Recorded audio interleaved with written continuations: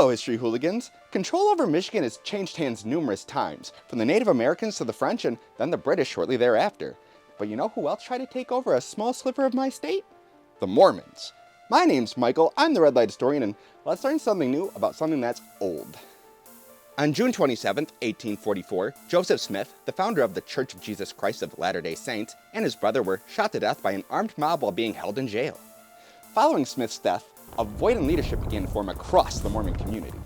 4 months before Joseph's death, a man named James Strange had clung onto his coattails and began trying to take over the Mormon church following Smith's demise. Strange had a desire for power and fame, and saw the death of Joseph Smith as his chance to take it. After producing a letter he claimed was written by Joseph Smith, and finding a buried prophecy that stated he was the rightful heir apparent, Strange attempted to take over the Church of Jesus Christ of Latter-day Saints.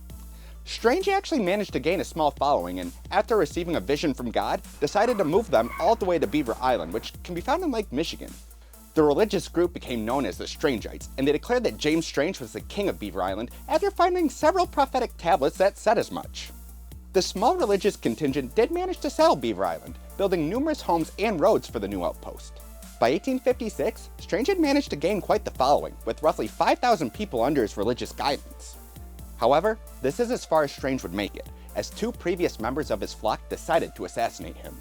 Since Strange never appointed a successor, the Strangeites had no one to follow. With no new leader to guide them and angry fishermen pushing them to leave, the Strangeites fizzled out.